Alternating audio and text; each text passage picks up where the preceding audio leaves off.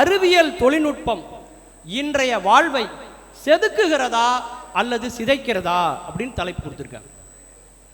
செதுக்குகிறது அப்படின்னு பேசுறதுக்கு 3 பேர், இல்லை சிதைக்கிறதுன்னு பேசுறதுக்கு ஒரு 3 பேர். யோசிச்சு பாருங்க. இப்போ மேடம்லாம் முனைவர், உங்களுக்கு தெரியும். போன தலைமுறையில் யாராவது எழுத்தாளர் புத்தகம் போட்டாருன்னு வைங்களேன், அவர் என்ன தெரியுமா சொல்லுவார்? என் மனைவியினுடைய தாலியை அடமான வச்சு தான் நான் இந்த புத்தகத்தையே போட்டேன் அப்படிம்பார். கவிஞர் முத்துக்குமாருடைய ஒரு கவிதை உண்டு. நாங்கள் ரொம்ப கஷ்டப்பட்டு ஒரு புத்தகத்தை போட்டால் விசிட்டிங் கார்டு மாதிரி எல்லாரும் ஃப்ரீயாக கேட்குறாங்க அப்படின்னு எழுத்தாளர்கள் வருத்தப்பட்ட காலம் ஒன்று உண்டு இல்லையா? ஆனால் இன்னைக்கு அப்படியா? இந்த தொழில்நுட்பம் பிளாக்ஸ் அப்படின்னு ஒன்று கொடுத்துருக்கு. இந்த தொழில்நுட்பம் முகநூல் அப்படிங்கிற ஒன்றை கொடுத்துருக்கு. இலவசமாகவே அமேசானில் ஒரு புத்தகத்தை வெளியிட முடியும் என்று சொன்னால் அது இந்த அறிவியல் தொழில்நுட்பம் தந்திருக்கக்கூடிய மிகப்பெரிய வாய்ப்பு என்பதை நாம் மறக்க முடியாது இல்லையா? இன்னைக்கு உங்களால் ஒரு கண்டென்ட்டை கொடுத்து மக்களை ரசிக்க வைக்க முடியும் அப்படின்னா திறமை தான் முக்கியமே தவிர திரையின் அளவு முக்கியமே இல்லை. 5.5 மொபைல் திரையாக இருந்தாலும் சரி, 5.5 டிஜிட்டல் திரை எல்இடியாக இருந்தாலும் சரி, அல்லது 70mm ஸ்க்ரீனாக இருந்தாலும் சரி, திரையின் அளவு முக்கியமல்ல, திறமைதான் முக்கியம் என்று உங்கள் ஒவ்வொருடைய திறமையும் இன்றைய சமூக ஊடகங்கள் உலகத்துக்கு கொண்டு சேர்த்து கொண்டிருக்கிறது என்றால் அது அறிவியலினுடைய எப்பேற்பட்ட வளர்ச்சி என்பதை நம்ம மறந்துட முடியுமா? யோசிச்சு பாருங்க இல்லையா? அது எவ்வளோ பெரிய சாதனை. அது மனசாட்சியோட யோசிச்சு பாருங்க. ஒரு பேங்க்ல போய் ஒரு 100 ரூபாய்க்கு நீங்கள் வித்ட்ரால் ஃபார்ம் ஃபில் பண்ணி நீங்கள் வாங்கினீங்கன்னு வைங்களேன், அந்த பேங்க்கில் உள்ள அந்த காசாளர் உங்களை எப்படி கேவலமாக பார்ப்பார் தெரியுமா? ஒரு 100 ரூபாய்க்கு ஃபார்ம் ஃபில் பண்ணி நம்மகிட்ட கொடுத்துருக்கான் நினைப்பாரா மாட்டாரா? ஆனால் இதே இது ஏடிஎம்மில் போய் எடுங்க, அந்த இயந்திரம் நமக்கு எந்த எதிர்ப்பையும் தெரிவிப்பதில்லை. அறிவியல் நம்மை செதுக்கி கொண்டே இருக்கிறது இல்லையா? நம்ம 100 ரூபா அக்கௌண்ட்லேருந்து எடுப்போம், நம்ம மொத்த பேலன்ஸே 200 ரூபா தான் இருக்கும். இருந்தாலும் நம்ம அதில் 100 ரூபா வித்ட்ரா பண்ண முடியும். பேங்க்கில் போனால் முடியுமா? மேனேஜர் சொல்லுவார், மினிமம் பேலன்ஸ் 500 ரூபாயை மெயின்டைன் பண்ணணும், இந்த 100 ரூபா கூட தரமாட்டேன் பாரு. ஆனால் தொழில்நுட்பம் உங்களுக்கு அதை வழங்கி கொண்டிருக்கிறது என்பதை நீங்கள் மறந்துவிட முடியாது இல்லையா? அப்படி எவ்வளவோ விதத்தில் நமக்கு தகவல் தொழில்நுட்பங்கள், அறிவியல் வளர்ச்சி நம்மை செதுக்கி கொண்டே இருக்கிறது ஒரு பக்கம். இன்னொரு பக்கம் நம்மை சிதைத்து கொண்டும் இருக்கிறது. நான் கூட இந்த யூடியூப் பார்த்து சமைக்க ஆரம்பித்தேன். எண்ணெய் கடாயில் அடுப்பில் வைக்கவும் வச்சேன், கடுகை தூக்கி எண்ணெயில் போடவும் போட்டேன். அதுக்கப்புறம் என்ன பண்ணேன்னு சொல்கிறதுக்குள்ளே அவன் 2 விளம்பரம் போட்டான். அதுக்குள்ளே நான் போட்ட கடுகு அப்படியே தீஞ்சு போச்சு. 10 நிமிடத்தில் சாம்பார் வைப்பது எப்படி? அந்த வீடியோ பார்த்தா அது 50 நிமிஷம் ஓடிட்டுருக்கு சரிங்களா? சமூகம் எவ்வளோ விஷயங்கள் மாறினாலும் சில விஷயத்தை மாற்ற முடியாது. எங்கள் வீட்டு பக்கத்து வீட்டில் ஒரு பையன் காணாமல் போயிட்டான் சார். நான் சொன்னேன் காவல்துறையில் உடனே புகார் சொல்லுங்கள், உடனே கண்டுபிடிச்சி கொடுத்துருவாங்கன்னு. நோ, டெக்னாலஜி எவ்வளோ டெவலப் ஆகிருக்கு, இன்னும் ஓல்டு ஸ்டைலில் காவல்துறைன்னு சொல்லிட்டு இருக்கீங்க அப்படின்னார். நான் சொன்னேன் உங்களுக்கு தெரியாது, தமிழ்நாடு காவல்துறை பற்றி எனக்கு நல்லா தெரியும். உலகத்திலே சிறந்த காவல்துறை தமிழ்நாட்டு காவல்துறை. எங்கே எது காணாமல் போனாலும் உடனே கண்டுபிடிச்சிருவாங்க. இன்னும் சொல்ல போனால் காணாமல் போகிறதுக்கு முன்னாடியே அவங்களுக்கு தெரியும். அதாவது நீங்கள் இந்த இடத்துல சிரித்து எனக்கு ஒரு தர்ம சங்கடத்தை நீங்கள் ஏற்படுத்தக்கூடாது. நான் எந்த அர்த்தத்தில் சொல்கிறேன்னா, 1 வாரம் 10 நாள்னு லாங் ஹாலிடே போனீங்கன்னா ஸ்டேஷனில் இன்ஃபார்ம் பண்ணிட்டு போங்கன்னு ரூல் இருக்குது. அப்படி சொன்னீங்கன்னா அவங்க பாதுகாப்பு கொடுப்பாங்க. அதை தான் நான் அப்படி சொன்னேன் இல்லையா? அப்பேற்பட்ட காவல்துறைன்னு அவர் கேட்கல. அந்த பையன் ஃபோட்டோ எடுத்தார், வாட்ஸ்அப்பில் போட்டார், அவன் அட்ரஸை போட்டார், இவனை கண்டுபிடிச்சி கொடுத்தா 50,000 ரூபா அப்படின்னு போட்டார். 1/2 ஹவரில் கண்டுபிடிச்சி கூப்பிட்டுட்டாங்க மேடம். என்னை பார்த்து சொன்னார், என்ன பெரிய போலீஸு காவல்துறை நீங்கள் பார்த்தீங்களா, 1/2 ஹவரில் வந்துட்டான், டெக்னாலஜி எவ்வளோ டெவலப் ஆகிருக்கு பாருங்கன்னார். ஆனால் இந்த பயலுக்கு இப்போ ஒரு பிரச்சனை இருக்குது. அந்த பயலால் இப்போ ஸ்கூலுக்கு போகவே முடியல. எவன் பார்த்தாலும் பிடிச்சி கொண்டு வீட்டில் விடுறான். அந்த மெசேஜ் ஃபார்வர்டாக அவன் கொண்டு வீட்டில் விட்டு என்ன செஞ்சுட்டு இருக்கான், ஆளுக்கு பணம் கேட்டுட்டு இருக்கான். அந்த அளவுக்கு இன்னைக்கு டெக்னாலஜி பல விதத்தில் சிதைக்கவும் செய்யும். அன்னைக்கு நைட்டு 1 மணி இருக்கும், என் ஒய்ஃப் டென்ஷன் ஆகிட்டா. என்னையே அது ராத்திரி 1 மணிக்கு உனக்கு யாவா பியூட்டிஃபுல்னு மெசேஜ் அனுப்புறா? நான் பயந்து போய் ஃபோனை பார்த்தேன், அது பேட்ரி ஃபுல்லுன்னு வந்திருக்கு. அந்த மாதிரி இன்னைக்கு எவ்வளோ இளைஞர்களை நம்முடைய வாழ்க்கையை அது ஒரு வகையில் சிதைக்கவும் செய்து அப்படின்னு பேசுகிறதுக்கு இங்கே 3 பேர் வந்திருக்காங்க. இப்போது உங்கள்கிட்ட ஒரு கேள்வி கேட்குறேன். உப்பு சைவமா அசைவமா? உப்பு ரசத்தில் போட்டால் அது சைவம், கறி குழம்புல போட்டால் அது அசைவம் இல்லையா? அது மாதிரி அறிவியல் தொழில்நுட்பம் ஒன்று தான். அதை ஒரு பக்கம் நல்லதுக்கு பயன்படுத்துகிறாங்க, இன்னொன்றுக்கு அதை தீமைக்கு பயன்படுத்துகிறாங்க. இதில் எதனுடைய பயன்பாடு அதிகமாக இருக்குது அப்படிங்கிற குழப்பம் உங்களை மாதிரி எனக்கும் இருக்குது. அதனால் மிகச்சிறந்த பேச்சாளர்கள் இவங்களை பேச விட்டு அதுக்கப்புறம் நம்முடைய தீர்ப்புக்கு வரலாம் அப்படின்னு நான் ஆசைப்படுறேன். அறிவியல் தொழில்நுட்பம் நம்முடைய வாழ்வை செதுக்குகிறது என்ற அணிக்கு பேசுவதற்காக முனைவர் பாக்கியலட்சுமி வேணுகோபால் அவர்களை உங்களது கைத்தட்டலுக்கிடையே வருக வருக என்று வரவேற்கிறேன். புத்தாடை பட்டுடுத்தி புத்தரிசி பொங்கலிற்று பொங்கலோ பொங்கல் என்று வீடுகளில் எல்லாம் பொங்கல் வளம் பெருக, பொங்கி வளம் பெருக அனைவருக்கும் பொங்கல் நல்வாழ்த்துக்களை தெரிவித்துக் கொண்டு, பூமி தட்டை என்று நம்பியவர்களிடம் பூமி உருண்டை என்று நிரூபித்தவர் அரிஸ்டாட்டில். ஆப்பிள் மரத்தின் கீழே அமர்ந்திருந்த நியூட்டனின் தலைமேல் ஒரு ஆப்பிள் விழ மேலே இருக்கின்ற பொருள் கீழே விழுகிறது என்றால் பூமியில் ஏதோ ஈர்ப்பு இருக்க வேண்டும் என்று ஈர்ப்பு விசையை கண்டுபிடித்தவர் ஐசக் நியூட்டன். சபாஷ். நம்ம எதிரணி ஆப்பிள் அவர் தலையில உள்ள போய் ஈர்ப்பு விசையை கண்டுபிடிச்சார். இதேது அவர் தலையில ஆப்பிள் மரமே உளுந்திருந்தா பிசிக்ஸ் எவ்வளோ ஈஸியா இருந்திருக்கும் இல்லையா?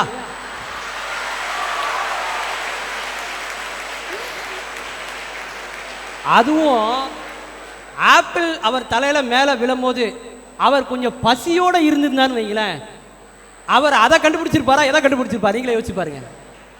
கண்டிப்பாக எதிரணியரை போன்று 4 ஆப்பிளை சாப்பிட்டுட்டு 2 கூடையில் ஆப்பிளை எடுத்துட்டு வீட்டுக்கு போயிருப்பாங்க. நடுவர் அவர்களே, விலங்கிடமிருந்து மனிதனை வேறுபடுத்தி காட்டுவது ஒன்று சிரிப்பு, நீங்க சிரிச்சிங்க இல்லையா, அதுபோல மற்றொன்று சிந்தனை. அறிவியல் தொழில்நுட்பத்தினுடைய பரிணாம வளர்ச்சி தான் இன்றைய தொழில்நுட்ப வளர்ச்சி என்று சொல்லலாம். ஆடை இல்லாத மனிதன் அரை மனிதன் அன்று. மொழி என்றது நாகரிகத்தினுடைய திறவுகோள். அன்னைக்கு நாகரிகம் அப்படியாக இருந்தது. இன்று 2024 ஆப்பிள் ஐபோன் 16 யார் கையில் இருக்கோ அவங்க தான் மிக நாகரிகமான மனிதர்கள். எல்லாரும் புக் பண்ணிட்டீங்களா? ஆமா. மிக்ஜாம் புயல் வந்தபோது நம்முடைய சென்னையே எப்படி இருந்தது? ஜாம் ஆயிடுச்சு. எதாலன்னா நம்மளுடைய மழையினால. அந்த நேரத்தில் அத்தியாவசிய பொருட்கள் கிடைக்காமல் மக்கள் எல்லாம் ரொம்ப அவதிப்பட்டாங்க. உணவு, பால் கிடைக்கல, எதுவுமே கிடைக்கல. ஆனால் அந்த தகவல்களை எல்லாம் கொண்டு சேர்த்தது எது அப்படின்னா சோஷியல் மீடியா, ஃபேஸ்புக், வாட்ஸ்அப். இதன் மூலமாக நிறைய தகவல்கள்லாம் கிடைத்து அங்கங்கே என்னெல்லாம் உதவிகள் செய்ய முடியுமோ அது அத்தனையுமே செய்திருந்தோம் இந்த தொழில்நுட்ப வளர்ச்சியினால் என்று சொல்லலாம். இப்போ ஒரு நாடு தொழில்நுட்ப வளர்ச்சியில் சிறந்து இருக்கு அப்படின்னு நம்ம சொன்னா தான் அது பொருளாதாரத்தில் மட்டும் சிறப்பான ஒரு நாடாக இருக்க முடியாது. இப்போ ஒரு நாடு வளர்ச்சி அடைந்த நாடு அப்படின்னு எப்படி சொல்றோம்? பொருளாதாரத்திலும் அது வளர்ச்சி அடைந்திருக்க வேண்டும், தொழில்நுட்பத்திலும் வளர்ச்சி அடைந்திருக்க வேண்டும். உதாரணமாக சொல்லணும்னா துபாய் போன்ற நாடுகள் COT 28, 16 அந்த மாதிரியான நிறைய கிளைமேட் கான்ஃபரன்ஸை நடத்துது துபாய். அந்த இடத்துல இந்த கண்காட்சியில் பார்க்கும்போது சமீபத்தில் டிசம்பரில் நடந்தபோது, அதாவது ஹெலிகாப்டர் டாக்ஸிங்களாம். ஹெலிகாப்டர் டாக்ஸி நம்ம ஊர்களே தொழில்நுட்பம் மிக வளர்ச்சி அடைந்திருக்குன்னே சொல்லலாம். இன்றைய சூழ்நிலையில் மின்சாரத்தை பயன்படுத்தி வாகனங்களை எல்லாம் அறிமுகம் செய்திருக்கின்றோம். இது எல்லாமே அறிவியலுடைய தொழில்நுட்பத்தினுடைய வளர்ச்சி தானே. அது அத்தனையுமே நம்ம பயன்படுத்திக்கிட்டு தான் இருக்கோம் இன்னைக்கு. இப்போ ஒரு தண்ணீர் ஓடிக்கிட்டே இருக்குன்னு வச்சுக்கோங்களேன், அது தண்ணீர்னு சொல்லுவோம். ஒரு இடத்துல நின்று போயிடுச்சுன்னா அது சாக்கடை ஆயிடுது. காற்று கூட எப்படி இருக்கணும்னா ஓடிக்கிட்டே இருக்கணும். ஒரு இடத்துல அடைச்சி வச்சுட்டோம்னா அது விஷவாயு அப்படின்னு சொல்கிறோம். அதுபோல் மொழி, தமிழ் மொழிக்கு அந்த சிறப்பு உண்டு.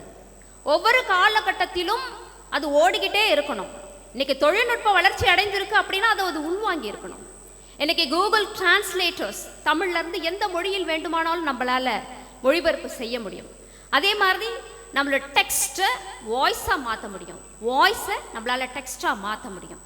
இன்றைய மொழியை வைத்துக்கொண்டு நம்மளால் கணினியிலையும் ஸ்மார்ட் ஃபோன்லையும் பயன்படுத்துகிறோமா இல்லையா? இது எல்லாமே அறிவியலினுடைய தொழில்நுட்பத்தினுடைய வளர்ச்சி. இதை கொண்டு நம்ம செதுக்கி கொண்டு தான் இருக்கின்றோம் என்பதை நான் உறுதி செய்கின்றேன். கத்தியின்றி ரத்தமின்றி இன்னைக்கு ஒரு நிறைய அறுவை சிகிச்சைகள்லாம் நடந்துட்டு இருக்கு. அது லாப்ராஸ்கோப், ரோபோட்டிக் அறுவை சிகிச்சைகளின் வாயிலாக. இது எல்லாமே சாத்தியப்படுகிறது அப்படின்றால் தொழில்நுட்பத்தினால மட்டுமே இது சாத்தியப்படுகின்றது. இது ஈதல் அப்படிங்கிறது அந்த காலத்திலலாம் பார்த்தீங்கன்னா ஒரு உண்ண உணவு இருக்க உடை, இந்த மாதிரி உண்ண உணவு இருக்க இடம் உடை, இது எல்லாம் தான் அன்னைக்கு வந்து ஈதலாக பார்க்கப்பட்டது.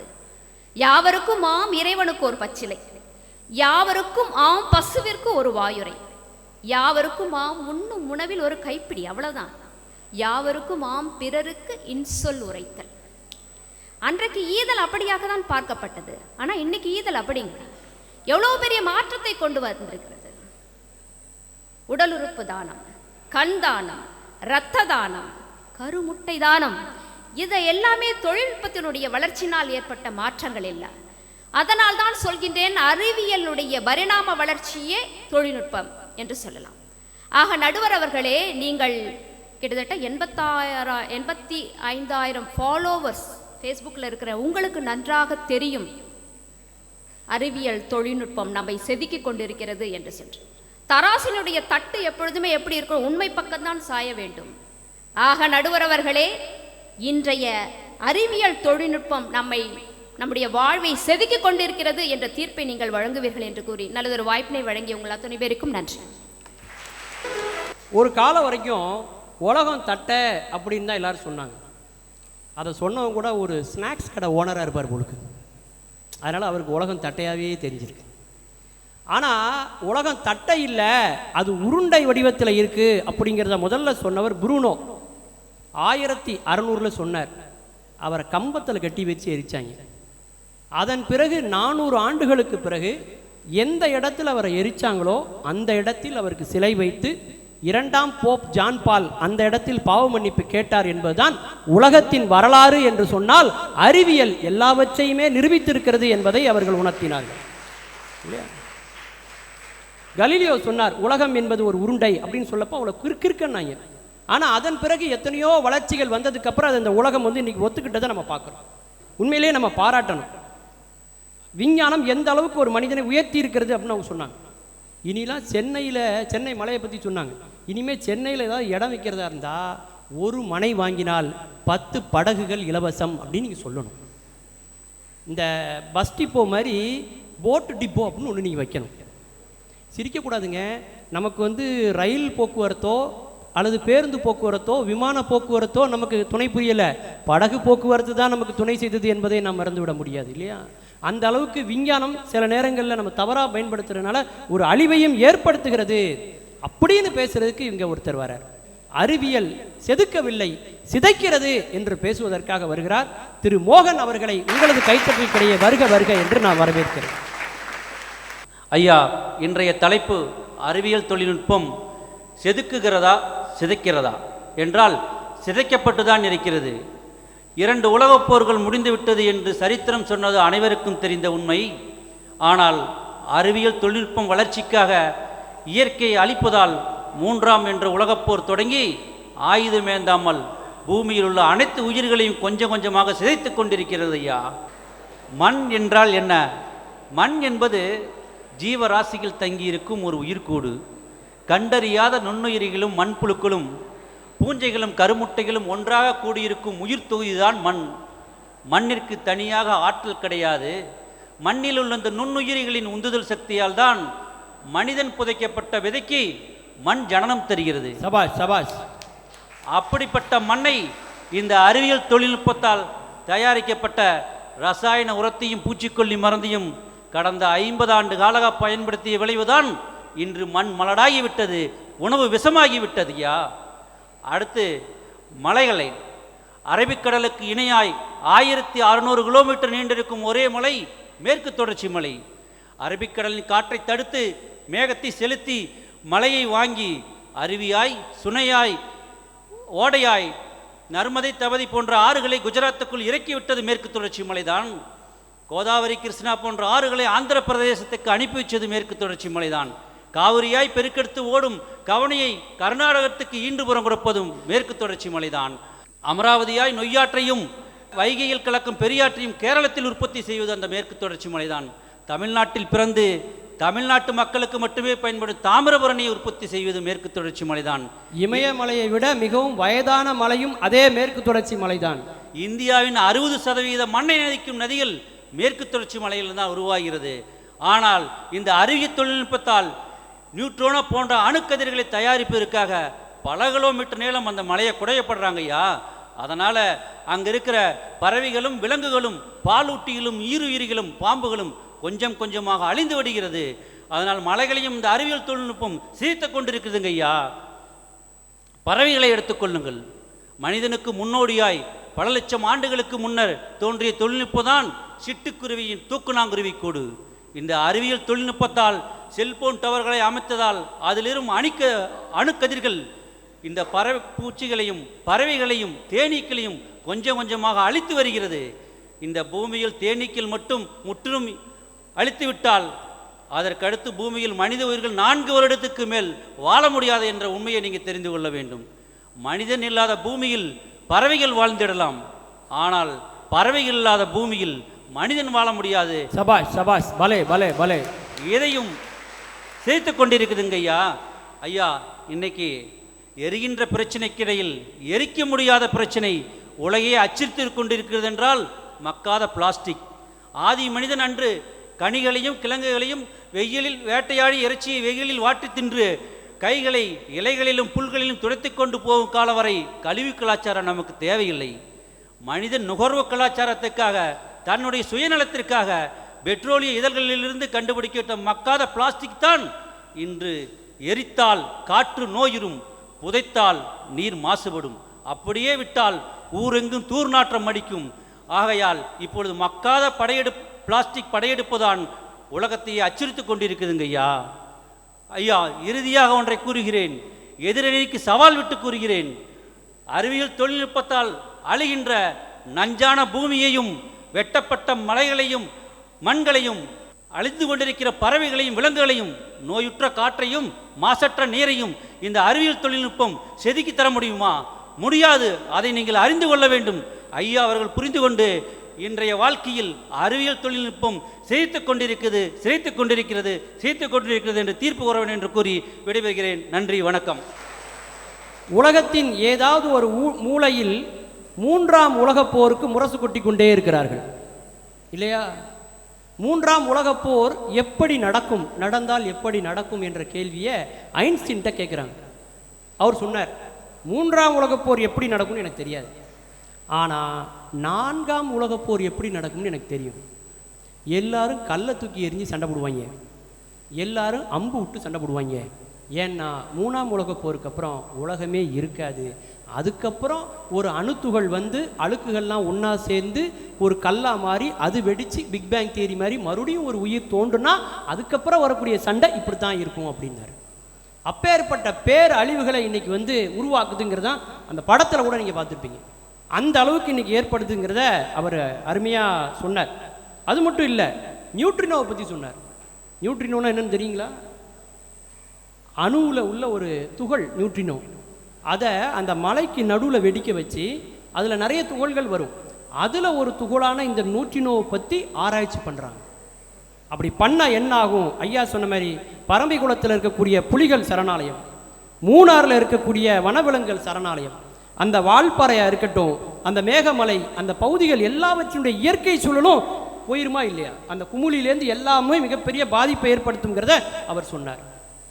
மண்ணில் மக்கப் போகிற மனிதன் மண்ணில் மக்காத பிளாஸ்டிக் ஒன்றை கண்டுபிடித்திருக்கிறான். அது எப்பேற்பட்ட அழிவை எல்லாம் ஏற்படுத்துகிறது என்று அவர் சொன்னார் இல்லையா? ஏற்புடைய கருத்துக்கள் இதையெல்லாம் மறுத்து பேசணும். இப்போ இவங்க பேசுனதை பார்த்தா இந்த அணி தான் கொஞ்சம் வெயிட்டாக இருக்கிற மாதிரி தெரியுது எனக்கு. நியாயம் உங்கள் பக்கம்தான் இருக்கிற மாதிரி தெரியுது. இப்போ ரெண்டாவது அந்த பக்கம் அவங்கள்ட்ட கருத்து கேட்டு பார்ப்போம். வாங்கம்மா. அறிவியல் மனித வாழ்வை செதுக்குகிறது என்று பேசுவதற்காக வருகிறார் திருமதி தீபா அவர்களை உங்களது கைத்தட்டில் தெரிய வருக என்று வரவேற்கிறேன். ஐயா பேசினாரு, ரொம்ப அழகாக பேசினாரு. அவர் சொன்னதில் மனிதனின் பேராசை தான் அதிகமாக இருக்கிறது தவிர முப்போகம் விளையிற இடத்துல 4 போகம் விளையணும்னு ஆசைப்பட்டது யாரு? மனிதன். இதில் எங்கெங்க அறிவியல் தொழில்நுட்பம் சிதைக்கிறது? மனிதனின் பேராசைதான் அறிவியல் தொழில்நுட்பத்தை சிதைத்து கொண்டிருக்கிறது. இந்தியாவில் உலக அரங்கில் நம் நாடு அறிவியல் தொழில்நுட்பத்தின் வளர்ச்சியால் பல நாடுகளோடு போட்டி போட்டு கொண்டு இருக்கிறோம்.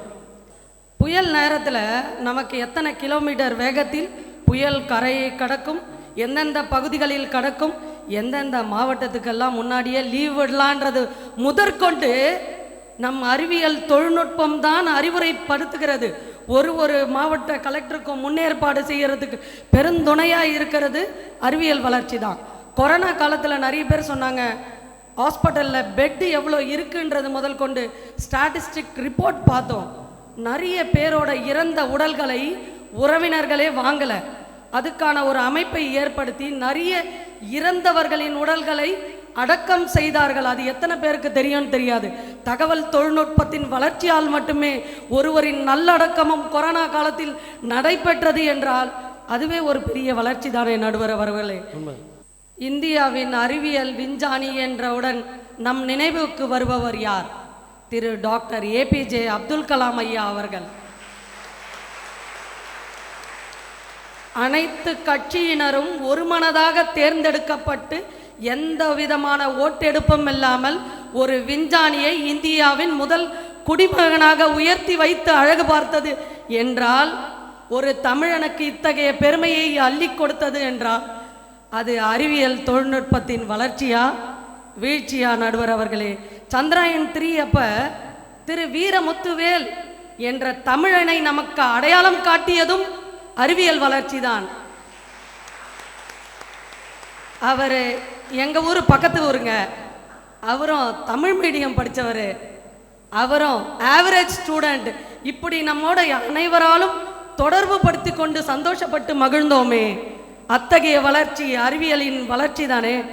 வழி கேட்கணும்னா முன்னாடிலாம் நம்ம ஆட்டோக்காரங்க கிட்ட போய் தான் வழி கேட்போம். வழி சொல்றதுன்னா ஆட்டோக்காரங்க தான் அப்படின்னு ஒரு பிராண்ட் இருந்தது. ஆனால் இன்னைக்கு அவங்களுக்கு சவாரியும் ஒரு ஆப்பில் தான் கிடைக்குது, அவங்களுக்கு கூகுள் மேப் தான் வழியும் காட்டுது.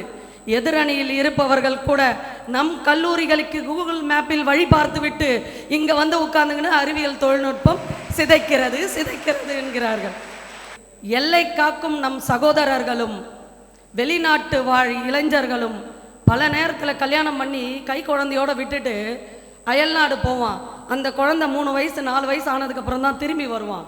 ஆனால் இன்று அத்தகைய குடும்பத்தினர்களை குடும்பத்தோடு இணைத்து வைத்து மகிழ்ச்சியை குடும்பங்களில் நிறைந்து கொடுப்பது, வெளிநாட்டில் இருந்தாலும் சரி, எல்லை காக்கிற போர் வீரர்களாக இருந்தாலும் சரி, அவர்களை குடும்பத்துடன் இணைப்பது அறிவியல் தொழில்நுட்பம் தான்.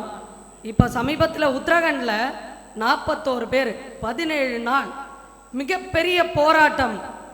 அந்த போராட்டத்தில் பார்த்தீங்கன்னா ராட் மைனிங் ஹோல் என்ற டெக்னாலஜியை பயன்படுத்தி தான் அந்த 41 பேரும் பத்திரமாக மீட்கப்பட்டார்கள்.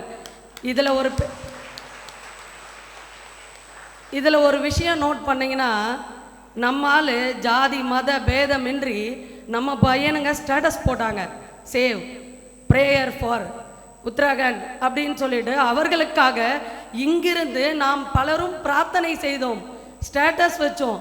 அவங்கள காப்பாற்றின அடுத்த நிமிஷம் நம்மளோட மகிழ்ச்சியை தெரிவித்தும் ஸ்டேட்டஸ் வைச்சோம். இப்படி ஸ்டேட்டஸு நம் மனதில் இருக்கும் உணர்வுகளையும் பிரார்த்தனைகளையும் ஒரு உருவமாக கொண்டு போய் சேர்த்த அத்தனை பேரையும் மீட்பதற்கு தொழில்நுட்பத்தோடு சேர்ந்து உதவி செய்து கொண்டு இருக்கிறது அல்லவா. இன்னைக்கு பழைய நண்பர்கள் சமீபத்தில் பார்த்தீங்கன்னா 50 வருஷம் 25 வருஷம் அலுமினி மீட்லாம் நடக்குது. பழைய நண்பர்கள் பலரையும் ஒன்றிணைப்பது தொழில்நுட்பத்தினால் மட்டும்தான் நடுவர் அவர்களே. பல பள்ளிகள் இன்று புதுப்பிக்கப்பட்டு சீரமைக்கப்பட்டு நம் படித்த பள்ளிகளுக்கு நாம் ஏதாவது செய்ய வேண்டும் என்று பலரும் உதவிக்கரம் நீட்டி பல அரசு பள்ளிகள் பெருமளவில் சீரமைக்கப்பட்டு இருக்கிறது என்றால் அதுவும் அறிவியல் தொழில்நுட்பத்தினால் மட்டுமே. இன்னைக்கு நடக்கிற பல குற்றங்களுக்கு சிசிடிவி தான் சாட்சியே சொல்லுது. உண்மையா இல்லையா? காவல்துறையின் 3வது கண் ஆக இன்று செயல்பட்டு கொண்டிருக்கிறது. இதெல்லாம் அறிவியல் தொழில்நுட்பத்தின் வளர்ச்சி இல்லையா? மனிதனின் ஆசைதான் அறிவியல் தொழில்நுட்பத்தை சிதைக்கிறது. இன்னைக்கு ஐயா சொன்ன மாதிரி சிறுதானிய உணவுகள், இன்னைக்கு எத்தனை பேர் சிறுதானிய உணவுகளை பயன்படுத்துகிறோம்? எதன் மூலமா? யூடியூப் பார்த்து தான். சிறுதானிய உணவுகள் பயன்படுத்துவோர் எண்ணிக்கை சகிதமாக உயர்ந்திருக்கிறது நடுவர் அவர்களே.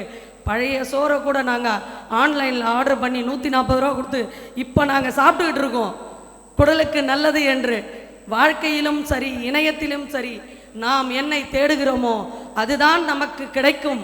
ஆக அறிவியல் தொழில்நுட்பம் இன்றைய வாழ்க்கையை செதுக்குகிறதே என்று கூறி வாய்ப்புக்கு நன்றி கூறி விடைபெறுகிறேன். நன்றி. இன்னைக்கு நாமெல்லாம் கடவுளுக்கு பயப்படுறோமோ இல்லையோ, கண்காணிப்பு கேமராவுக்கு தான் பயப்படுதோம். 96ன்னு ஒரு படம் வந்தது. அந்த படம் பார்த்தோன்னே எல்லாருக்கும் என்ன ஞாபகம் வந்திருக்கும்? அவங்களுடைய எக்ஸ் ஞாபகம் வந்திருக்கும் இல்லையா? ஆனால் எனக்கு அந்த மாதிரி வரல. ஏன்னா நான் படித்தது பாய் ஸ்கூல்.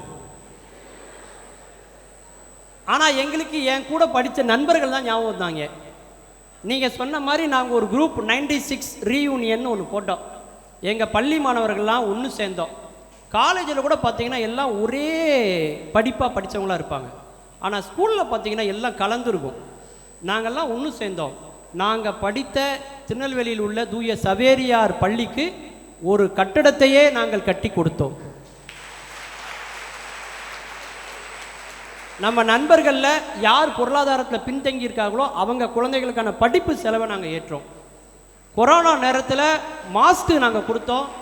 கிட்டத்தட்ட 1000 குழல் விளக்குகளை எங்கள் திருநெல்வேலியில் உள்ள நிறைய அரசு பள்ளிகளுக்கு நாங்கள் கொடுத்துருக்கோன்னா அந்த 96 ரீயூனியன்கிற அந்த வாட்ஸ்அப் குரூப் தான் அதற்கு காரணம் என்று சொன்னால் உண்மையிலேயே அறிவியல் தொழில்நுட்பம் ஒரு பெரிய சாதனை நிகழ்த்தியிருக்கு அப்படின்னு சொல்லலாம். ஆனால் அவங்க அப்துல் கலாமை பற்றி சொன்னாங்க. தமிழ் தாயினுடைய தலைமகன், இந்திய தாயினுடைய முதல் மகன் அப்துல் கலாம்.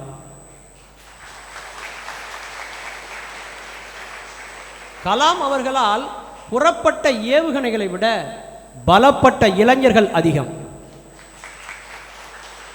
இந்தியாவின் விண்வெளியில் இருந்த இருட்டை எல்லாம் ராமேஸ்வரத்திலிருந்து அடித்த அந்த சூரியன் தான் சலவை செய்தது.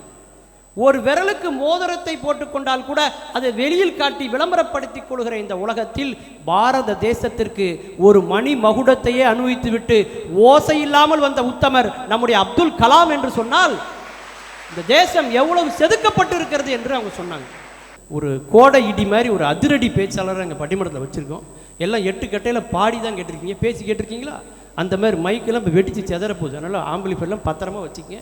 மிக அற்புதமாக பேசக்கூடிய ஆற்றல் மிக்க திருமதி, அவங்களுடைய பேச்சை நீங்கள் கேட்டிருக்கணும்னு நினைக்கிறேன். மிக அற்புதமாக பேசக்கூடிய ஜோதி அவர்களை உங்களது கைத்தட்டலுக்கிடையே வருக வருக என்று வரவேற்கிறேன். நல்லா செதுக்குனாங்கப்பா. 3 பேர் பொய்ய நல்லா செதுக்கிட்டு போயிருக்காங்க. எந்த அளவுக்கு இந்த இளைஞர்கள் மத்தியிலையும் இளைஞர்கள் மத்தியிலையும் அறிவியலை உயர்த்தி காட்ட முடியுமோ அந்த அளவுக்கு சொல்லிட்டு பொய் சொல்லிட்டு போய் உட்காந்துருக்கிறீங்களே. மனசாட்சியோட தான் பேசுறாங்க நடுவர்களே அவங்கெல்லாம். அப்போ முண்டாசு கவிஞன் பாரதி அழகா சொன்னாரு, காசி நகர் புலவர் பேசும் ஊரைதான் காஞ்சியில் கேட்பதற்கோர் கருவி செய்வோம். காசி நகர் புலவர் பேசும் ஊரைதான் காஞ்சியில் கேட்பதற்கொரு கருவி செய்வோம். ராசபுத்தானத்து வீரத்தமக்கு ராசபுத்தானத்து வீரத்தமக்கு நல்லியர் கன்னடத்து தங்கம் அளிப்போம். எங்கேயோ கேட்ட மாதிரி இருக்குல்ல. இது ஆதி காலத்துல தாத்தா பாட்டியெல்லாம் இருந்த காலத்துல பாரதியார் பாடி வச்ச கவிதையில படிச்சது. இன்னைக்கு எங்க பிள்ளைங்கள்ட்ட கேட்டாக்க இப்ப உள்ள சினிமா பாட்டு அத்தனையுமே சொல்லுமே தவிர அப்ப உள்ள எதுவுமே தெரியாது. ஆனா இந்த காலேஜ் பிள்ளைங்க சொல்லல, நான் வெளியூர் காலேஜ் பிள்ளைங்களை போய் சொல்லிக்கிட்டு இருக்கேன். இன்னைக்கு அறிவியல் வளர்ச்சி எண்ணி பார்க்க முடியாத அளவுக்கு உயரத்தை எட்டி உள்ளது. ஆனால் செதுக்குவதாக இல்லை, இந்த சமுதாயத்தை சிதைப்பதாகத்தான் இருக்க நடுவர் அவர்களே. தேவைகளுக்கு ஒரு காலத்துல பாத்தீங்கன்னா பண்பாட்டை நாகரிகத்தை எல்லாம் போற்றி பாதுகாத்துட்டு இருந்தாங்க. இன்னைக்கு பார்த்தோம்னாக்கா இந்த கலாச்சாரம் பண்பாடு என்னன்னே தெரியாம எல்லாத்தையும் அயல்நாட்டு கலாச்சாரம் வரைக்கும் இங்க கொண்டாந்து இறக்கி இருக்குன்னா அது எது தெரியுமா காரணம்? இந்த மீடியான்னு சொல்லக்கூடிய அந்த சினிமா மீடியா என்று சொல்லக்கூடிய சினிமாவும் கையில ஒரு கையடக்க பொட்டியை வச்சுக்கிட்டு பாக்கெட்ல வச்சுட்டு பொழுதேனைக்கு அதிலேயே மூழ்கி கிடக்குறோமே, அந்த சின்ன செல்லுங்கிற அந்த பொட்டி தான் நடுவர்கள் இன்னைக்கு இளைய சமுதாயத்தை கெடுத்துக்கிட்டு இருக்கு. ஒரு காலத்துல எந்த தேவை அதிகமா இருந்தாலும் தேடல் அதிகமா இருந்தாலும் அதுல எந்தவித பிரச்சனைகள் இல்லாம போயிருந்து இன்னைக்கு எப்படி தெரியுமா இருக்கு? தேவைகளுக்கு அதிகமான தேடல், நமக்கு என்னன்னு தேடுறதை விட்டுட்டு அதையும் தாண்டி எதையோ தேடிட்டு இருக்கோம். ஆனா இன்னமும் நம்ம கண்டுபிடிக்க முடியல எதை தேடிட்டு இருக்கோம்னு. எதை நோக்கி ஓடிக்கிட்டு இருக்கோம்? இந்த வாழ்க்கை எதை நோக்கி ஓடிக்கிட்டு இருக்கு? எதை போய் கேட்ச் பிடிக்க போறோம்? எதுக்காக ஓடுறோம்? எதுவுமே தெரியாம விடை காணாத ஒரு வாழ்க்கையை நோக்கி, ஒரு முடிவை நோக்கி ஓடிக்கொண்டிருக்கிறது இளைய சமுதாயத்தை கெடுக்கிறதுக்கு காரணமே இந்த அறிவியல் வளர்ச்சிங்கிற ஒரே ஒரு அந்த மாயை, அந்த போதை தான் நடுவர் அவர்களே.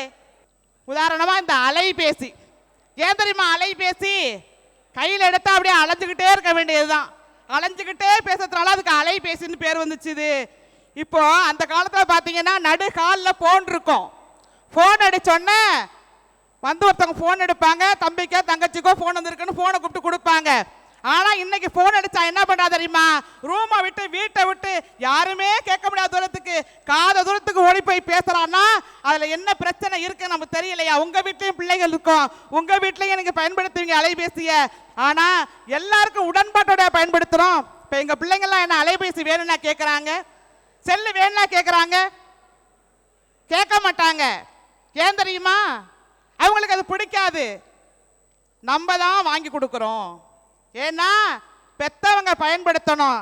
அப்பா ஒரு செல் வச்சுக்கணும், அம்மா ஒரு செல் வச்சுக்கணும். அப்படி வச்சுக்கும் பொழுது அந்த ரெண்டு செல்லையும் பிடுங்கிட்டு பிள்ளைங்க விளையாடும். அப்ப அதுல இருந்து தப்பிக்கணும்னா என்ன பண்ணணும்? அவங்க அவங்களுக்கும் செல்லை வாங்கி கையில கொடுத்துடணும்.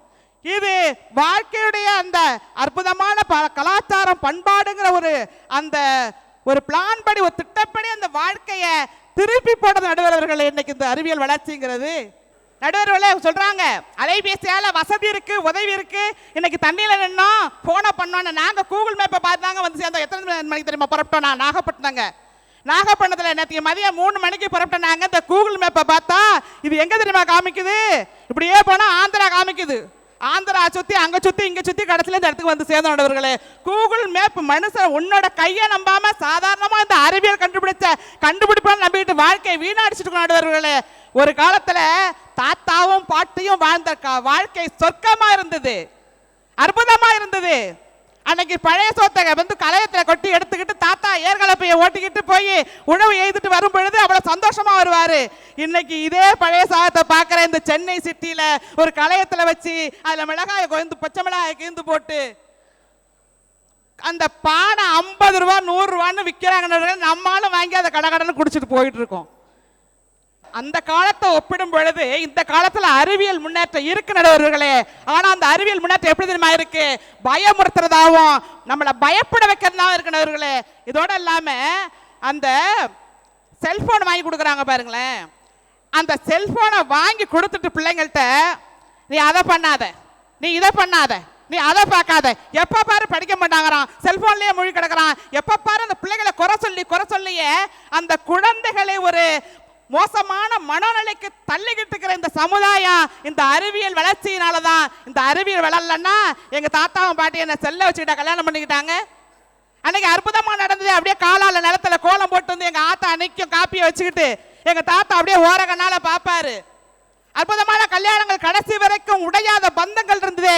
இன்னைக்கு ஒண்ணுமில்ல, ஒரு கணவனும் மனைவிய லாக் இல்லாம செல்போன் அந்த ஸ்டூல்ல வச்சுட்டு போக சொல்லுங்க. நான் உண்மையிலேயே என் வாழ்நாள் செல்போனை பயன்படுத்தவே இல்லைங்க. அப்பா ஒரு போன் வச்சிருந்தா அதுக்கு ஒரு லாக்கு, அம்மா ஒரு போன் வச்சிருந்தா அதுக்கு ஒரு லாக்கு, புள்ள ஒரு போன் வச்சிருந்தா அதுக்கு ஒரு லாக் போட்டுக்கிறான். இப்போ இந்த வாழ்க்கை ஒவ்வொருத்தர்கிட்டையும் அவங்களை சுத்தி ஒரு வட்டம் போட்டுக்கிட்டு ரகசியமா வாழ்க்கை நடத்திட்டு இருக்காங்க. அது காரணம் அலைபேசி நடுவர்களே. பிராங்கா எடுத்து போட்டு இந்த கணக்கு என் செல்லு இதுக்கு லாக்கே இல்லை, நீ பார்த்துக்கோன்னு சொல்கிற அளவுக்கு இந்த சமுதாயம் இன்றைக்கு இல்லை. அது கெட்டு போய் கிடக்க நடுவர்களே.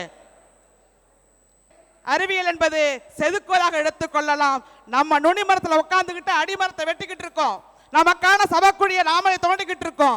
நம்முடைய தாத்தாக்கள் வாழ்ந்த காலம் சொர்க்கம், இந்த காலம் நமக்கு அழிவு காலம்தான். ஆனால் நடுவர்களே, இந்த அறிவியல் வளர்ச்சி என்பது கண்டிப்பாக நம்மை செதுக்கவில்லை சிதைக்கிறது என்று கூறி வாய்ப்பளித்தமைக்கு நன்றி கூறி மக்கள் தொலைக்காட்சிக்கு நன்றி கூறி நன்றி வணக்கம். அருமையா சொன்னாங்க. அதாவது வாழு போய் கத்தி வந்து நம்ம ஊர்ல பழமொழி சொல்லுவோம்ல, அது மாதிரி குழந்தைங்க கையில மிந்தி பொம்மையை கொடுப்போம். இப்போ எல்லாம் மொபைலை கொடுத்தா தான் அதுக்கு என்ன செய்யுது, சாப்பிடுது அப்படிங்கிறத சொன்னாங்க. இந்த அறிவியல் எப்படி சிதைக்குதுங்கிறதுக்கு ஒரு உதாரணம் சொல்கிறேன், நல்லா கவனிச்சுக்கங்க. அதாவது முந்திலாம் சுட சுட சாப்பிட்டோம், இப்பெல்லாம் சூடு பண்ணி சாப்பிடுது. தேவையில்லாத வெளியில் போட்டால் குப்பை, அதையே உள்ளே போட்டால் தொப்பை. ஒரு அமைப்புக்கு போயிருந்தேன், இயற்கை சூழலில் என் மனைவியை கூப்பிட்டு போயிருந்தேன். அப்போது அங்கே பேசின ஒருத்தர் சொன்னார், சமைக்காமல், அதாவது அடுப்பை பற்ற வைக்காமையே எல்லாம் எப்படி சமைக்கலாம், அடுப்பை பற்ற வைக்காமையே எல்லாம் எப்படி சமைக்கலாம் அப்படிங்கிற வித்தையை அவர் கற்றுக் கொடுத்தாரு. நான் சொன்னேன், நீங்கள் நல்ல வித்தை தான் கற்றுக் கொடுக்குறீங்க. என் ஒய்ஃபை காமிச்சு கேட்டேன், அப்போ எதுக்கு நான் இவ்வளோ கல்யாணம் பண்ணியிருக்கேன், வகை வகையாக சாப்பிட்றதுக்கு தானே, இல்லையா? அப்போ அறிவியல் தொழில்நுட்பம் எந்த அளவுக்கு சிதைத்து கொண்டு இருக்கிறது என்பதை அவர் சொன்னார். இப்போ நிறைவு பேச்சாளர்கள், இதுவரைக்கும் நேற்றைய தலைமுறையினுடைய பேச்சை கேட்டீங்க, இப்போ இளம் தலைமுறையினுடைய பேச்சை கேட்க போகிறீங்க. அறிவியல் இந்த மனித வாழ்வை செதுக்குகிறது என்று பேசுவதற்காக செல்வி லோகிதா அவர்களை உங்களது கைத்தட்டல் கிடையே அழைக்கிறேன். அருவினை என்ப உலவோ கருவியான் காலம் அறிந்து செய்யின். இந்த குறளோட பொருள் என்னன்னு பார்த்தீங்கன்னா ஐயா, சரியான நேரத்தில் சரியான கருவியை பயன்படுத்தணும் அப்படின்னா நம்ம வாழ்க்கையில் முடியாது அப்படின்ற ஒரு விஷயமே கிடையாது. அதே மாதிரி தாங்க அறிவியல் தொழில்நுட்பமும். அறிவியல் அப்படின்ற ஒரு பொருளை பயன்படுத்தணும் அப்படின்னா நம்ம வாழ்க்கையில் முடியாது அப்படின்ற விஷயமே கிடையாது. இவ்வளோ நேரம் எதிரணி இந்தியாவோட வளர்ச்சியை பற்றி பேசுகிறோன்னு நினச்சி பாவம் அவங்க புலம்பலை பற்றி பேசிகிட்டு இருந்தாங்கன்னு நினைக்கிறேன். அறிவியலோட மிகப்பெரிய ஒரு வளர்ச்சியானது நான் இன்டர்நெட்டுன்னே சொல்லலாங்க. அமெரிக்காவில் இருக்கிற ஜோ பைடன்லேருந்து நம்ம ஊரில் நடக்கிற கொழாடி சண்டை வரைக்கும் எல்லாமே நம்ம கை நுனியில் இருக்கு. இந்த சூனாபானாலாம் இந்த பஸ்ஸுக்கு வெயிட் பண்ண வேண்டியதாக இருக்கின்ற காலம் போய் ஒரு 2 நிமிஷத்தில் நம்ம ஃபோனை தட்டினோம் அப்படின்னா நம்ம வீட்டு முன்னாடி வந்து ஓலா ஊபர் நிற்கிது. இது நல்ல விஷயம் கிடையாதா? அறிவியல் தொழில்நுட்பம் இங்கே உங்களுக்கு ஹெல்ப் பண்ணலையா? முன்னாடியெல்லாம் கவர்மெண்ட் ஏதாச்சும் அனௌன்ஸ்மெண்ட் கொடுக்கணும் அப்படின்னா என்ன பண்ணுவாங்க, ஒரு ஆட்டோக்கு 2 பக்கம் ஸ்பீக்கரை கட்டிட்டு ஒரு லோ லோ லோ லோன்னு ஃபுல்லாக ரோடு ஃபுல்லாக சுற்றுவாங்க. இந்த அனௌன்ஸ்மெண்ட்டை மக்கள் கேட்பாங்களா மாட்டாங்களா, வீட்டில் இருந்தவங்க கேட்டிருப்பாங்களா இல்லை வேலைக்கு போனவங்க கேட்டிருப்பாங்களான்னு அவங்களுக்கு தெரியாது. ஆனால் இப்போ இருக்கிற அறிவியல் வளர்ச்சியில் ஃபோனில் அவங்க அப்டேட் பண்ண அடுத்த நிமிஷம் நம்ம ஃபோனில் நோட்டிஃபிகேஷன் வருது. இது நல்ல விஷயம் கிடையாதா? நம்ம ஒரு புது மொழியை கற்றுக்குறோம் அப்படின்னா நம்ம இந்த இடத்துக்கு போய் தான் கற்றுக்கணும்னு அவசியம் கிடையாதுங்க. நம்ம யூடியூப்பில் பார்த்து கற்றுக்கலாம், இல்லை இன்டர்நெட்டில் பார்த்து எங்கே வேணால் நமக்கு தேவைன்னா நமக்கு கையில் கிடைக்கிற நேரத்தில் இருக்குது அப்படின்னா அது அறிவியல் வளர்ச்சினால் மட்டும்தான். எங்கள் அப்பா முன்னாடியெல்லாம் சொல்லுவார், நான் சின்ன வயசில் இருக்கிறப்போ எனக்கு புக்ஸ் அவ்வளோவா கிடச்சதில்லம்மா, இந்த டோரா த எக்ஸ்ப்ளோரரில் வர மாதிரி காடு வீடு அப்புறம் தான் லைப்ரரின்னு சொல்கிற அளவுக்கு அவ்வளோ தூரத்துக்கு ஒரு லைப்ரரி, ஒரு ஊருக்கு ஒரு லைப்ரரி கூட இருக்காது. அதனால அவங்க என்ன பண்ணுவாங்க, அவ்வளோ தூரம் காசு செலவு பண்ணி பஸ்ஸில் ஏறி அங்கே போய் நேராக செலவு பண்ணி வரதுக்குள்ளே அவங்க ஈவினிங் ஆகிடும். அந்த நாளில் அவங்க லைப்ரரி போகிறத தவிர வேறு எதுவுமே பண்ணியிருக்க மாட்டாங்க. ஆனால் இப்போ பாருங்கள், ஆனால் என்ன மாதிரி சோம்பேறிங்கெல்லாம் இருந்தால் என்ன பண்ணுறது, பெட்டுக்கே வந்து பெட் காஃபி கொடுத்தாலும் குடிக்க கஷ்டப்படுவேன். நான்லாம் எங்கே போய் லைப்ரரியில் போய் படிக்கிறது? ஆனால் இங்கே தாங்க நம்ம ஸ்மார்ட் ஒர்க்கை யூஸ் பண்ணணும். கையிலேயே இருக்குது இ-புக்கு. எதுக்கு அவ்வளோ தூரம் போய் நம்ம எதுக்கு படிக்கணும் அப்படின்னு நான் கேட்குறேன். நமக்கு தேவையான புக்கு நம்ம டவுன்லோட் பண்ணி ஃப்ரீயாகவே படிச்சுக்கலாமே. இது அறிவியல் தொழில்நுட்பத்தோட நல்லது கிடையாதா? இவ்வளோக்கு ஏங்க நம்ம மக்களுக்கு பிடிச்ச இந்த மக்கள் டிவியில் இருக்கிற இந்த சிறப்பு பட்டிமன்றம் கூட நம்ம டிவியிலையும் ஆன்லைன் பிளாட்ஃபார்ம்லேயும் தாங்க வெளியிட போகுது. அதனால் அறிவியல் தொழில்நுட்பம் நமது வாழ்க்கையை செதுக்குகிறதே என்று கூறி வாய்ப்பளித்ததுக்கு நன்றி கூறி விடைபெறுகிறேன். நன்றி, வணக்கம். ஒரு காலத்துலலாம் ஊரில் இந்த உறவுக்காரங்க பார்த்து கல்யாணம் பண்ணி வச்சாங்க இல்லையாம்மா? மனைவி அமைவதெல்லாம் இறைவன் கொடுத்த வரம், மனைவி அமைவதெல்லாம் மேட்ரிமோனி கொடுத்த வரம். இப்பெல்லாம் எல்லா வெப்சைட்டுக்கும் ரிவ்யூ இருக்கும், மேட்ரிமோனி வெப்சைட் போட்டு ரிவ்யூவே இருக்காது. பார்த்துருக்கீங்களா? எவனா ரிவ்யூ போட்டான்னு என்ன ஆகும்? இனிமேல் ஒரு வேலைக்கும் கல்யாணமே ஆகாது. அதை படித்து பார்த்துட்டு எவனா கல்யாணம் பண்ணுவான்னு நினைக்கிறீங்க நீங்கள்? அந்த அளவுக்கு இன்றைக்கி மாறிட்டு இருக்கு இல்லையா? ஆனால் இன்னைக்கு இணையம் மூலமாக தான் நிறைய பேர் சேர்றாங்க. இதுதான் உண்மையான இணைய சேவை. அப்படி செதுக்கிக்கிட்டு இருக்கு அப்படின்னு அவங்க பேசியிருக்காங்க. உண்மை. ஒரு காலத்தில் டிடியில் படம் பார்த்தோம், அதுக்கப்புறம் டிவிடியில் படம் பார்த்தோம், அதுக்கப்புறம் டிடிஹெச்சில் படம் பார்க்குறோம், அதன் பிறகு இன்னைக்கு ஓடிடியில் படம் பார்க்குறோம் இல்லையா? இவங்களுக்கெல்லாம் பதில் சொல்லணும் அப்படின்னா எங்கள் நெல்லை சீமையிலிருந்து வரக்கூடிய பேச்சாளரால் தான் முடியும். அப்பேற்பட்ட வீரம் விளைந்த நெல்லை சீமையிலிருந்து இல்லை அறிவியல் தொழில்நுட்பம் சிதைக்கிறது என்று பேசுவதற்காக செல்வி அகஸ்டா யுனைசி உங்களது கைத்தட்டலுக்கிடையே வருக வருக என்று வரவேற்கிறேன்.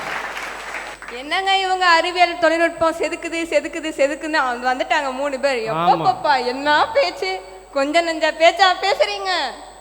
எல்லாருக்கும் கரண்ட்ல நடக்கிறது எதுவும் தெரியல போல. என்ன இப்போல்லாம் நம்ம எல்லாரும் செதுக்குதுன்னு ஒன்னா சொன்னீங்க, ரொம்ப பாராட்டும்படியா இருந்துச்சு. அதுலயும் நம்ம அம்மா அழகா சொல்லியிருந்தாங்க, ஐபோன் இல்லாத மனிதன் வந்து அரை மனிதன். ஏங்க நான் சொல்றேன், ஐபோன் வச்சிருக்க மனிதன் எல்லாம் கடங்காரங்க. இன்றைய சமுதாயத்தை கடங்காரன் ஆக்கிட்டு இருக்கு இந்த ஐபோனு. அது புரியுது. எத்தனை பேர் இஎம்ஐ பே பண்றாங்கன்னு புரியுதா?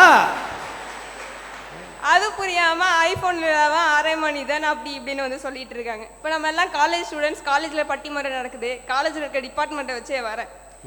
மெக்கானிக்கல் டிபார்ட்மெண்ட்டுக்கு வரேங்க. இப்போ மெக்கானிக்கல் டிபார்ட்மெண்ட் என்ன பண்ணுறாங்க, கிரைண்டரு, மிக்சி, வாஷிங் மிஷினு இப்படி ஒன்றொன்னா கண்டுபிடிச்சிட்டு மனுஷனை சோம்பேறி ஆக்கி சோஃபாவில் உட்கார வச்சுட்டு சம்பாதிக்கிற காசெல்லாம் தூக்கிட்டு போய் ஹாஸ்பிட்டலில் போடுறாங்க. இதுதான் அவங்க அறிவியல் தொழில்நுட்பம் மனுஷனை செதுக்குதா? இந்த மிக்சி வந்ததுனால தாங்க, மிக்சி கிரைண்டர் வந்ததுனால தான் இந்த காலத்து இளம் தலைமுறையினருக்கு மூட்டு வலியும் முதுகு வலியும் வருது. அந்த காலத்தில் எங்கள் பாட்டியம்மா மூட்டு வலிக்குன்னு ஹாஸ்பிட்டல் போனால், இந்த காலத்தில் 20 வயசு பொண்ணு எனக்கு மூட்டி வலி வந்துடுச்சு, முதுகு வலி வந்துடுச்சு அப்படின்னு சொல்லிட்டு ஹாஸ்பிட்டலில் போய் டாக்டர்கிட்ட மருந்து கேட்குதுங்க. இதுதான் உங்கள் இளம் சமுதாயத்தை வந்து செதுக்கிட்டு இருக்காங்க தொழில்நுட்ப வளர்ச்சி. இன்னைக்கு இருக்கிற பொண்ணுங்கள்லாம் ஸ்லிம் அண்ட் பியூட்டியாக இருக்கணும்னு டிஃபன் பாக்ஸே கொண்டு போகிறது இல்லை தெரியுமா? அன்னைக்கு ஒரு பொண்ணு டிஃபன் பாக்ஸ் இல்லையாமண்ணே குங்கும சிமியில் வச்சிருக்கு சார் சாப்பாட்டை, அவ்வளோ ஸ்லிம்மாக இருக்கணும்னு சாப்பிட்டுட்டு இருக்கு தெரியுங்களா? அதெல்லாம் ஏன் நீங்கள் பார்த்தீங்கன்னு நீ கேட்கக்கூடாது, சந்தர்ப்பம் கிடைக்குமோ பார்த்துக்க வேண்டியதான். நம்ம முன்னோர் என்னங்க சொல்லியிருக்காங்க, மருந்தே உணவு, உணவே மருந்துன்னு சாப்பிட சொல்லியிருக்காங்க. ஆனால் உங்கள் அறிவியல் தொழில்நுட்பம் என்ன நிலையில் வச்சிருக்கு தெரியுமா? மருந்து சாப்பிட்டாதான் நீங்கள் உணவையே சாப்பிட முடியுன்ற நிலையில் இருக்கீங்க.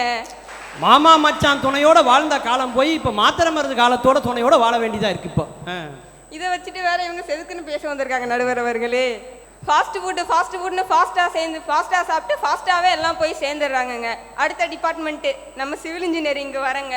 எல்லாரும் சொன்னாங்க மிக்ஜாம் புயலை பற்றி ரொம்ப பெருமையாக பேசினாங்க. அதான் சொன்னாங்க, மனுஷன் இத்தனை மணி கிலோமீட்டரில் போகுது, இத்தனை மணிக்கு கிராஸ் ஆகும், இவ்வளோ மழை பெய்யும், நாங்கள் இவ்வளோ தகவல்களையும் கரண்ட் இல்லாமல் தெரிஞ்சுக்கிட்டோன்னு அவ்வளோ அழகாக சொன்னாங்களே. ஏங்க ஒரு நாள் பெஞ்ச மழைக்கே முட்டி அளவு தண்ணி நினைச்சிங்க இந்த சிங்கார சென்னையில்.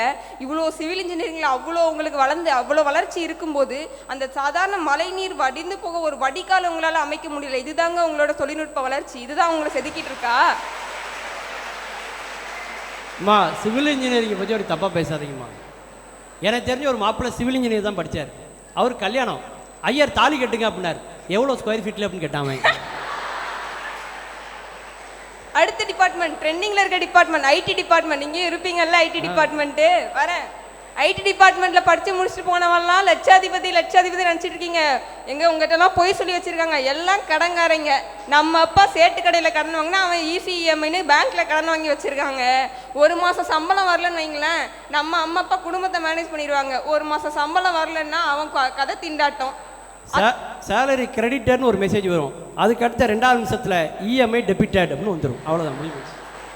சரி, அறிவாளித்தனமா ஐடி படிப்பை முடிச்சு போச்சுட்டு கண்டுபிடிச்சு மக்களுக்கு தொல்லையை கொடுத்துக்கிட்டு இருக்காங்க. இப்போ நம்ம அரசாங்கம் வந்து ரீசெண்டாக ஒரு புது சட்டம் வந்து கொண்டு வந்தாங்க.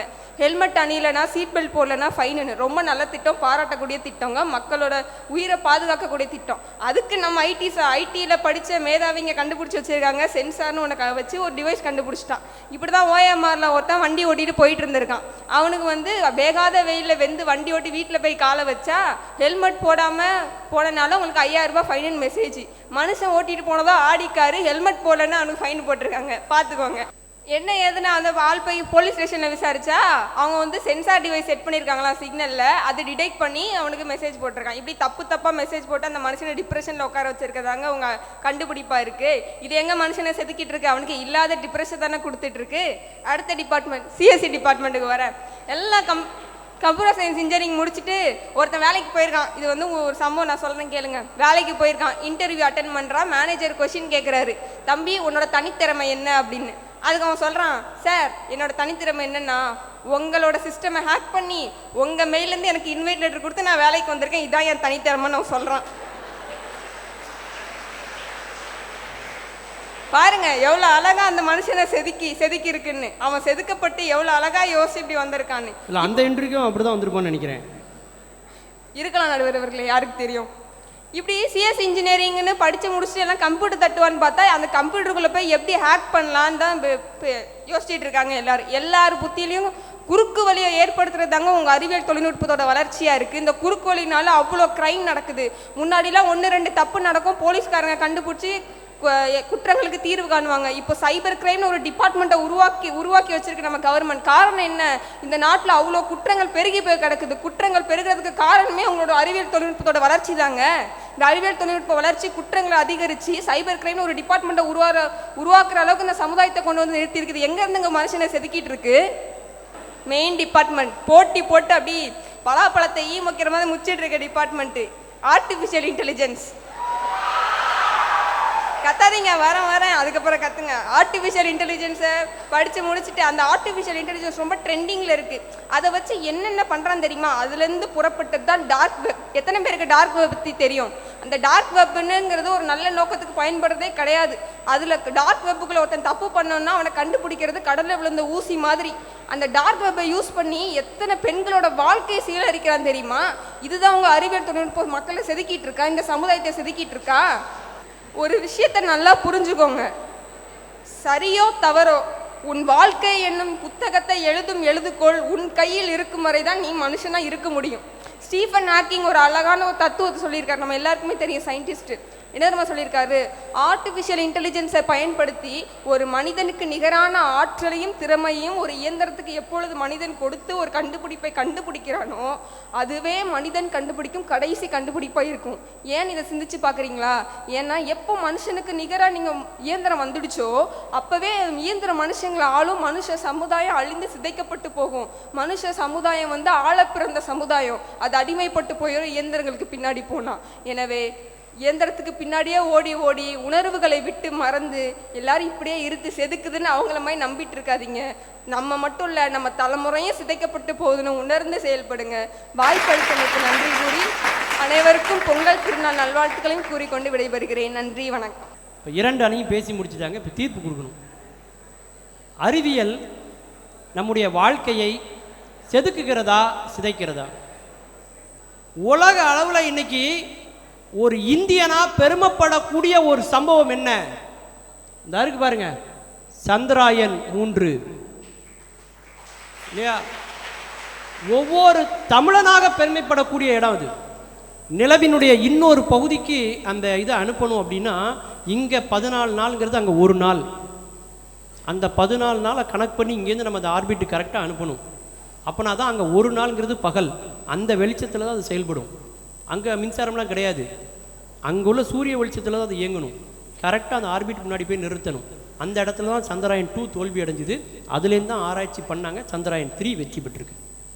சந்திராயன் என்பது அதிசயம் அல்ல, அது இந்தியாவின் ஒரு அத்தியாயம். அது தனியாக மிதக்கவில்லை, பாரத தேசத்தையே சுமந்து சென்றது அந்த சந்திராயன் தான். அது நிலவில் முத்திரை பதிக்கிற வரைக்கும் நமக்கு நித்திரை இல்லை இல்லையா? தேசம் மிகப்பெரிய பெருமையை உலக அளவில் அடைந்திருக்கிறது என்று சொன்னால் பாரத தேசத்தை உயர்த்தி செதுக்கி காட்டியது அறிவியல் வளர்ச்சி என்பதால். சார், மார்ஸ் 1ன்னு ஒரு நிறுவனம் மனிதர்களை செவ்வாய்க்கு குடியமர்த்துறாங்க. இதுக்கு 2020 பேர் புக் பண்ணியிருக்கான். இதுக்கு எவ்வளோ செலவாகும் தெரியுமா? 30 லட்சம் கோடி. போனால் போயிட வேண்டியதான் செவ்வாய்க்கு, திருப்பிலாம் வர முடியாது. 7 மாதம் ஆகும் போகிறதுக்கே. நிலாவுக்காக நம்ம 3 நாளில் போயிடலாம், பக்கத்தில் தான் இருக்குது, 2 லட்சம் கிலோமீட்டர் தான். செவ்வாய் அப்படி கிடையாது, 7 மாதம் ஆகும்.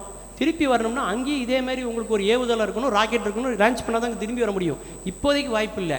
இது மரணத்தினுடைய ஒரு வழிப்பாதை. இருந்தாலும் அதுக்கு 600 பேரை செலக்ட் பண்ணி அதை 100 பேர் ஆக்கி 4 பேரை செலக்ட் பண்ணி வச்சுருக்கான். அதில் 2 பேர் ஆண்கள் 2 பேர் பெண்கள். அங்கே காற்று கிடையாது, தண்ணி கிடையாது, குளிர், புழுதி, புயல், இத்தனைக்கு நடுவில் அங்கே குடியில் அமைச்சாச்சு, வாழ்கிறதுக்கு வீடு அமைச்சாச்சு. இந்த மனிதன் எத்தனை ஆயுள் காலம் வாழ்வானோ அத்தனை ஆயுசு வரைக்கும் அவங்க நினைச்சிக்கலாம் உயிரோட இருக்கிறதுக்கான ஏற்பாடு பண்ணியாச்சு. அந்த குடிலுக்குள்ளே செயற்கையாகவே பூக்கள் பூத்து தாவரங்கள் வந்து சாப்பிட்றதுக்கான எல்லாத்தையும் ஏற்பாடு பண்ணியாச்சு. அந்த அளவுக்கு நீங்கள் சொன்னீங்களே ஸ்டீபன் ஹாக்கிங்ஸ், அவருடைய பேட்டி தான் அது. மனித இனம் அடுத்த கிரகத்துக்கான பாய்ச்சலுக்கு தயாராகணும், அதற்கான முயற்சி எடுக்கிறது நல்லதுன்னு சொன்னவர் அவர். அவ்வளோ நல்லவர் அவர். அதனால அதற்கான ஏற்பாடுகளை இன்னைக்கு செஞ்சுட்டு இருக்குன்னா எந்த அளவுக்கு இன்னைக்கு முன்னேறிட்டு இருக்குங்கிறத நீங்கள் யோசிச்சு பாருங்க. எப்பேற்பட்ட ஆக்கமான பணிகள் எல்லாம் இன்னைக்கு நம்ம செஞ்சுக்கிட்டு இருக்கோம். ஆனால் இதுலேயும் ஒரு விஷயம் இருக்குதுங்க. இந்த எம்பாமிங்னு ஒன்று சொல்லுவாங்க, பார்த்துருக்கீங்களா? என்னது? இறந்து போனவங்களை உயிரோடு வச்சிருக்கிறது. இது எப்படி கண்டுபிடிச்சான்னு தெரியுமா? அதாவது லண்டனில் மார்ட்டின்னு ஒரு பல் மருத்துவர், அவர் பொண்டாட்டிக்கு பல கோடி ரூபாய் சொத்து. அந்த அம்மா உயில் எப்படி எழுதி வச்சிருக்கு, என் பணத்தை புதைக்கிற வரைக்கும் என் சொத்தெல்லாம் என் புருஷன் அனுபவிச்சுக்கலாம். அவன் பார்த்தான், புதைக்கவே கூடாது, இவா இப்படியே இருக்கணும் அப்படின்ட்டு ஆர்சனிக்னு ஒரு ஆசிட்டை அந்த உடம்புல செலுத்தி அவன் கிளினிக் வாசலில் அவன் மனைவியை வச்சு அப்படியே வச்சான். இதை பார்த்தோன்னே நிறைய பேஷண்ட்ஸ் வர ஆரம்பித்தாங்க. அவனுக்கு வருமானமே பல மடங்கு கூடுச்சு. அந்த ஆர்சனிக் செலுத்தப்பட்ட உடம்பை மண்ணில் புதைத்தால் அது விஷம் என்று அறிவியல் சொல்கிறது. அதுக்கு பதிலாக இன்றைக்கி வேறொரு அமிலத்தை பயன்படுத்துகிற அளவுக்கு இன்றைக்கி வந்துட்டாங்க. இதெல்லாம் உலகத்தில் இன்றைக்கி கண்டுபிடிக்கப்பட்டதுன்னு நம்ம நினைக்கிறோம். இதை வந்து பிண சீர் அமைப்பு அப்படின்னு பேர் தமிழில். ஆனால் இதெல்லாம் 1000 வருஷத்துக்கு முன்னாடியே எம்பெருமான் உடையவர் ஸ்ரீமன் ராமானுஜர் அவர்கள் இந்த மண்ணிலே நிகழ்த்தி காட்டியிருக்கிறார். தெரியுமா? ஸ்ரீரங்கம் கோயிலில் சித்தி அடைந்தார். அப்படியே அமர்ந்த திருக்கோலத்தில் அவருடைய பூத உடலானது அந்த இடத்துல, அதுவும் அந்த அரங்கனினுடைய வசந்த மண்டபத்துக்குள்ளேயே அவருடைய ஜீவ சமாதியை வைத்து இன்னைக்கும் 1000 ஆண்டுகள் ஆனாலும் அழுகாமல் அவருடைய சிலை இருக்கிறது என்று சொன்னால் எப்பேற்பட்ட அதிசயத்தை அறிவியலில் நிகழ்த்தியவர்களாக நம்முடைய தமிழர்கள் இருந்திருக்கிறார்கள் என்பதை பெருமையோடு நினைத்து பார்க்க வேண்டும் சகோதரர்களே. இல்லையா? நாம அறிவியலை தவறாக பயன்படுத்துகிறோமே ஒழிய அறிவியல் ஒரு நாளும் தவறு செய்ததே கிடையாது. அறிவியலின் தோல்வி என்பது அறிவு சரியாக அவர்களுக்கு கொடுக்காதது வேண்டுமானால் நாம் சொல்லலாம். அறிவியல் சிறந்த அறிவை அவர்களுக்கு கொடுத்திருந்தால் அந்த அழிவுகள் ஏற்படாது. அந்த அடிப்படையில் வேண்டுமானால் அறிவியல் கொஞ்சம் தோல்வி அடைந்திருக்கலாம்.